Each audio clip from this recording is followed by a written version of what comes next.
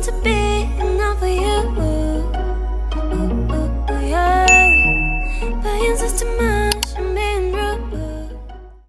Hello, fetele mele! În acest clipuleț am să vă fac un mega haul de am avut punga asta plină tocmai ce am terminat de filmat TikTok-ul. Deci am foarte multe produse de make-up, de păr, skincare, șampoane, geluri de duș, toate nebunile. Este un haul în vară de 800 de lei, ceva de genul. Cam pe acolo am cheltuit, nu știu când am păstrat bonul, dar plus minus pe acolo se învârte. Dar înainte de toate să-mi dați un like, un subscribe, vă rog, un comentariu cu produsul vostru preferat și un hype.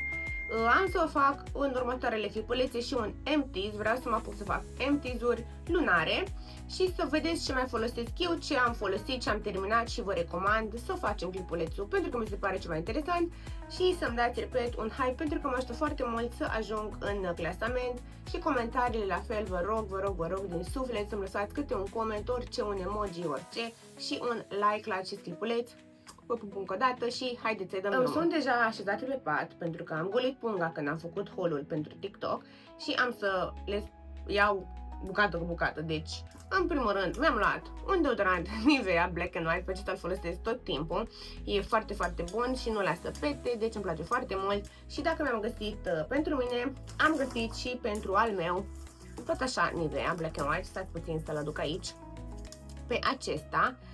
Derma Control, 72 de ore, deci full size de astea mari, le-am găsit la preț foarte bun din punctul meu de vedere, cred că am dat 18 lei pe bucată, ceva de genul. Dacă tot m-am dus în DM, mi-am luat și curry, că eu, sincer să fiu, ori de câte ori mă duc îmi iau ori curry, ori tikka masala, la mine în frigider tot timpul se găsește, pentru că nu știu când vreau să fac un orez sau ceva și să trântesc o chestiune de aceasta deasupra și gata cina, deci, da.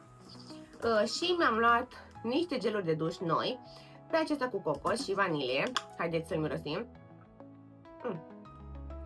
Miroase foarte bine, miroase înghețată cu... Nu cu cocos, cu vanilie. Da, nu prea are miros de cocos, dar e ok. Își face treaba. Și acest gel de duș, pe asta l-ați mai văzut sigur cu buburuzele acestea, nu știu ce miros are, dar miroase a dulciure. Da, miroase a bombonică, nu știu, dar îmi place foarte mult și asta și l-am luat numai pentru ambalaj. Le-am luat că îmi place mie cum miroase. Mi-am luat bicurile mele preferate, i-am desfăcut deja ambalajul că aveam nevoie de unul urgent înainte să mă apuc de filmat și mi-am găsit în sfârșit rezervele acestea. Vi le recomand, nu vă tăiați, nu trebuie să folosiți nimic, niciun gel de duș, nicio cremă, pentru că face foarte mult săpun. Eu doar mă umezez pe picioare, pe mâini și așa și după aia dau, deci foarte repede, vă epilați foarte repede, aia vreau să zic. Și dacă tot am renunțat la extensie o perioadă, până la nuntă, vreau să am grijă de păr, pentru că vreau să renunț după nuntă din nou la extensie, vreau să-mi cresc părul. Oricum, după cum ați văzut, a crescut destul de mult, deci nici nu are sens să mai port, sincer să fiu, extensii dacă nu mai este chiar așa de scurt cum era chiar anul trecut în perioada asta. Și mi-am luat așa, șamponul acesta de la Elseve cu colagen, zice așa: șampon pentru volum, peptide de colagen, volum timp de 72 de ore și păr vizibil mai des, păr subțire și lipsit de volum. Deci, eu l-am testat înainte să fac acest clipuleț și, într-adevăr, chiar face ce zice că face, deci chiar oferă volum. Dacă aveți părul subțire și lipit de cap, cum îl am eu, păr de pisică, eu așa îl numesc, sau păr lins de vacă, vi-l recomand pe acesta. Evident că dacă am dus în DM nu există să nu mai achiziționez măcar un șampon glicoliglos. În casa mea tot timpul este șampon glicoliglos, e preferatul meu. Și mi-am luat evident și balsamul, că îl căutam să vi-l arăt. Setul meu preferat este acesta, combo-ul meu preferat. Deci, voi știți că vă uitați de mult la mine. Mi-am luat încă un șampon nou, tot de la Elseve, pe acesta de la Full Resist, șampon fortifiant Aminexil plus biotină, 5% mai puțin păr pe perie, păr fragil cu tendință de cădere cauzată de rupere. Mie nu mai îmi cade ca norocul din cauza că este ars, că nu mai este ars, că l-am tratat un an de zile, dar în schimb îmi cade părul foarte mult. Cu asta tot am avut o problemă de când mă știu, și mami și vara mea și așa mai departe. Deci cica Menixil asta ajută. Mai au încă un set de șampon, este 50 de lei șamponul, 50 de lei tratamentul de păr, 50 de lei balsamul, deci ar fi 150 de lei tot tratamentul, ceva de genul, tot cu Amixil, dar are aceeași sutime de Amixil ca și acesta. Ăla este pentru un tratament mai puternic pentru persoanele care vor să se spele pe cap doar cu șamponul ăla și să facă un tratament de o lună. Eu, din moment ce vreau să folosesc mai multe șampoane pentru diferite lucruri, nu am văzut sensul să-mi cumpăr setul acela, plus că are aceleași ingrediente ca și acesta, deci și jumătate de preț. Mi-am luat, în schimb, acest ser pentru scalp, zice așa, anticădere și în rest este în germană, deci nu mă pricep. Haideți să vedem ce zice la traducere. Tic-tac, tic-tac. Zice așa, acționează direct la rădăcină părul și asigură un păr mai puternic, mai strălucitor și scalp realizat cu efect anti-gri. Cine a făcut traducerea asta, măi? Cine? Mod de utilizare, da. Pentru păr gri și fragil, superb. Eu nu am părul gri, dar în caz că o să am fire albe de la stres, măcar nu știu, nu o să am, habar n-am. Da, deci oricum reduce căderea părului, pentru asta mi-l-am luat, sincer. O să vedem cum este, veți vedea probabil în empties-ul din iulie sau august, dacă a fost bun sau nu. Da, că până îl termin eu ăla, dar trebuie aplicat în fiecare zi, am uitat să vă zic, și pe scalp uscat nu trebuie să ai părul umed, deci e din ăla care îl pui pe părul uscat, nu ți lunge, nu are uleiuri, nu are toate alea. Bun, și evident că dacă am dus în DM, mi-am luat prăjiturica, 2, clar, nu mă interesează ce zice al meu, că zice el că deja migrează de mirosul ăsta. Măi, n-ai decât, ți-am cumpărat unul și cu cocos și cu buburuza, așa că dacă îmi lași mie prăjiturica, nu mă deranjează, crede-mă, da? Deci, așa ca să știi că știu că tu la clipurile mele, Dacă tot am fost în DM și au adus o grămadă de chestii din ediția de vară, DM-ul din Sigma, din Zorilor, cine este din Cluj-Napoca, să mergeți acolo că la rupe, are toate chestiile noi tot timpul, și la make-up, și la produse, și la tot. Și mi-am luat gelul ăsta de mâini cu înghețată, cherry, habar n-am, ediție limitată. Mirase foarte bine, dar eu mai mult l-am luat pentru ambalaj, fetelor, n-am să vă mint. Deci ăsta îl pun acum că vine vara în baie. Așa, și-a luat al meu un aftershave, că nu mai avea, Sensitive Cool, aftershave, bla bla bla, nu știu. Să-l folosiți sănătos, iubi. Și ce mai avem aici? Măști de față. Mi-am luat niște măscuțe foarte nice, abia aștept să vi le arăt. Mi-am luat așa, pe acesta cu coconut și lime, ediția de vară de la Balea. Doamne, abia aștept să văd cum este. Sper că hidratează, cu siguranță face ceva. După aceea mi-am luat și pe acesta cu zebră și ăsta este cu animal print, masca gen.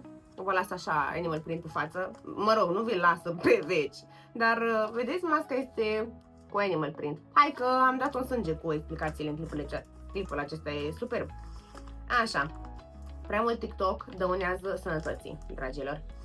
Balea Coconut Mask, preferata mea, tot timpul mi-o cumpăr, 5 lei, își face treaba mai bine decât cea de 15 lei de la Garnier, numai ca să știți de la mine așa un dupe, e jujuc.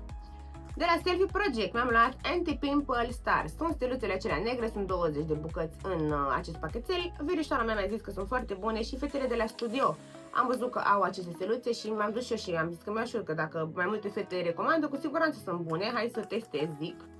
Și tot așa de la studio am văzut de la Pluriderm că fetele folosesc aceste chestii de under eye bags, dar ele aveau cu bambu, nu mai știu ce, eu nu pot cu bambu și cu charcoal, mă rog, cu cărbune pentru că mi sucă tenul, deci a trebuit să-mi iau acesta, care zice așa, Biome Energizing Under Eye Mask, Vegan Formula, bla bla bla, 30 de bucăți, superb, 92% Natural Origins și zice așa, mască energizantă pentru zona de sub ochi, vegană, biodegradabilă, la. Da, nu știu ce conține exact, dar ce mă interesează pe mine este faptul că hidratează, da? Deci e superb. Oricum, aici voi face filler, v-am spus în clipulețul anterior, deci, sau următorul clipuleț, unde vă explic ce pregătire mai am eu de făcut la nuntă, implică și un full face de injectabile, clar, dar, na. Mi-am pus și ăsta în coș. Am văzut pe TikTok la o fată care mi-a recomandat ea acest spray de păr de la Schwarzkopf Gliss Heat Protection până la 230 de grade, Ultimate Repair, Express, Repair Conditioner, Easy Combing și Strength. Heavily Damage and Dry Hair, Deep Care. E până la nivelul 3, deci ăsta e foarte bun. Deci, ca să vă explic și vouă care nu știți limba engleză, este un condiționer, un balsam în tip spray. Protejează părul până la 230 de grade și aparent te ajută să îți piepteni părul mai ușor și este pentru păr degradat sau foarte uscat. Deci, ăsta după ce v-ați spălat pe cap, vă dați spray și vă puteți pieptena mai ușor. Are și protecție 230 de grade, deci e foarte bun. Și mi-am luat tot așa cu ediția de vară, nu una, ci 2 spray-uri de corp cu sclipici. Ăsta l-am luat într-o zi și ăsta l-am luat în cealaltă zi. Când mi l-am luat ăsta, l-am testat când am fost la ziua lui Nașa și am zis, mamă ce bun e. Păi nu există să nu mă duc să mai am încă unul. Și pe când am dus în DM ziua următoare în același DM, mai era decât unul la raf. Deci la fix am ajuns să mi-l iau, că știu că astea doar la început de vară le mai găsești în DM și după aia dispar. Deci nu mai apar deloc, pentru că toate fetele când vine marfa în DM și le pun deoparte. Și nu mai găsim noi, oamenii de rând. Deci mi-am luat 2, să știu că vara asta sunt asigurată cu spray-urile cu sclipici de corp și merge și în păr, by the way. Și în același stil, sau nu stil, în același set, mi-am luat de la Balea acest Shimmering Body Fluid, ediție limitată. Da, să am și ăsta, de ce nu? Să fie setul complet, la aia mă refer. Din partea de skincare mi-am luat acest gel soman de față, mi l-am reachiziționat de fapt, să zic așa, ultra sensitiv. Știți că vi l-am arătat eu, nu are paraben, parfum, alea pentru tenume sensibil și uscat, nu merge, nu merg produsele alea, sincer. Și mi-am luat gelul de spumant din nou. Mi-am luat acest serum cu acid hialuronic, îl știți, cel clasic de la L'Oreal, l-ați mai văzut în clipulețele mele, eu tot timpul mi-l recumpăr pentru că îl folosesc religios. Și al meu la fel, se dă cu același serum pentru că hidratează foarte bine tenul, deci e ce trebuie. Am mai luat acest săpun de mâini de la Gel Vital, e Tips Foam, exact ca și acesta, iasă ca spuma și miroase foarte bine, mi-e place, l-am mai avut și mai de mult și miroase foarte, foarte bine cu glicerină, deci măcar hidratează și mâinile. Glicerina hidratează mâinile, dacă nu știați, fetelor. Am achiziționat șamponul acesta din nou, ăsta folosesc și mai mult al meu, pentru că curăță foarte bine scalpul și el, cum lucrează cu mașinile și în service, are nevoie, credeți-mă. Deci, da, e foarte bun acest șampon și eu îl mai folosesc uneori când simt că scalpul meu este foarte gras sau foarte plin, nu știu, de jeg, nu știu ce să zic. Deci eu nu-l las mai mult de 2 zile nespălat, dar mă rog, nu conține silicon nici acesta, deci e foarte bun și Balea are o grămadă de dupuri și de la Glycolic Gloss, deci puteți să le testați. Eu le-am testat pe toate în momentul în care montez extensiile, cu acesta mă spălam, deci e foarte bun. Mi-am luat din nou acest gel de corp, gel de duș de la Dove cu pepene, miroase foarte bine, vi l-am mai arătat, efectiv miroase a, nu știu, a gumă Orbit cu pepene, deci superb, da. Și m-am dus la alea de dischete și când am văzut aceste dischete cu inimioară, era să leșin și mi le-am luat pe acestea, corpul nu mai aveam. Mi-am luat 2 lufauri, una pentru mine și una pentru al meu, că știți că noi le schimbăm o dată pe lună, maxim o dată pe lună. Am luat și șervețele umede, Dr. Wipes, sunt 5 lei baxul ăsta foarte mare. Cu ăsta o șterg pe saș și pe picioare, deci merge. Ce mai am aici? Mi-am luat niște benzi depilatoare pentru față, ca să dau jos puful meu de pe față, de pe bărbie, alea, știți, fetelor. Eu cel puțin fac chestia asta o dată pe lună pentru că simt că nu fac acne așa repede, make-up-ul stă mai ok, skincare-ul se absorbe mult mai ok, deci ați înțeles ideea. Și vreau să vă arăt acum și pe partea de make-up ce mi-am achiziționat. Stați să văd dacă le-am pus pe toate aici sau mai lipsește ceva. Nu. Așa, deci avem aici câteva produse de make-up. Mi-am luat așa, pentru bază de make-up am vrut să testez produsul acesta de la Essence.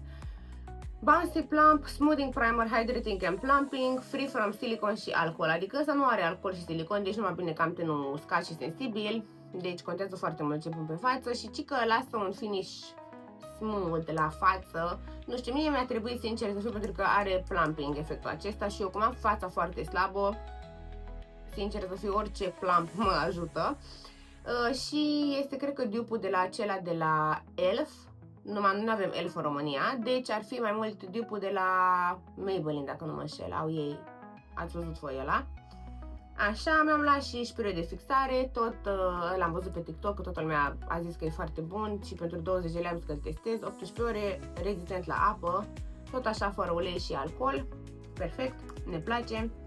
Și ca de obicei știți că eu sunt mai închisă la ten, eu fondul de ten cel mai închis în magazin îl găsesc mai albicios decât tenul meu de fapt și mă face foarte ashy și trebuie să pun foarte mult bronzer. Și atunci am zis că mi-au niște bronzing drops-uri ca să închid fondul de ten așa puțin, să mi-l pun înainte să-mi pun fondul de ten. Atunci automat l-am închis cu o nuanță și fix atât am trebuie, sincer, să fiu deocamdată. Am văzut că Melec și-a cumpărat acest bronzer de la Essence Soft Touch Butter Bronzer. Am zis că vreau și eu să mi-l cumpăr, să-l testez. Aveam nevoie de un bronzer nu așa de portocaliu, mai mult ashy. Și acesta este exact ashy pe tenul meu. Mai avem un lip oil de la Essence, care pot să zic că este ca un fel de dupe de la acela de la Kiko. M-am dat pe buze cu el înainte să intru pe YouTube, ca să vedeți și voi cum arată. Nu se lipește, e super nice și e super glossy. Și mi-am luat și două creioane de buze de la Essence. Una este nuanța 01 Cinnamon Spice și celălalt este nuanța 02 Silky Hazelnut. M-am dat pe mână cu ambele, ăsta e 02 și ăsta e 01. Credeți-mă că sunt foarte rezistente, eu nu m-aș fi gândit, deci fiți atente. Uitați-vă acolo, creion de buze, uitați, creion de buze cu 10 lei. Deci abia aștept să mă duc în DM din nou să mai îmi cumpăr, că sunt foarte bune și nu m-aș fi gândit că de la Essence sunt așa de bune. Și sunt din acestea retractabile, deci nu mai trebuie să stau să ascut ca nebuna creioanele de buze, că tot timpul mi le stric când le ascut. Da, și aici tot așa aveți să-l faceți vârful mai ascuțit dacă vreți, ascuțitoarea. Da, e super, super nice. Mi-am luat tot așa nuanța asta, pentru că am o problemă în ultima perioadă. Eu așa fac un rant cu voi. Unele sau majoritatea lip liner-urilor astea nude sau lip linerele astea pe care sunt, nu știu, le-am găsit de foarte virale pe TikTok, cum ar fi de la Purito, a fost unul foarte viral, m-am dus să-l testez în DM și pe pielea mea arată ca pe mort, deci zici că m-am dat cu concealer.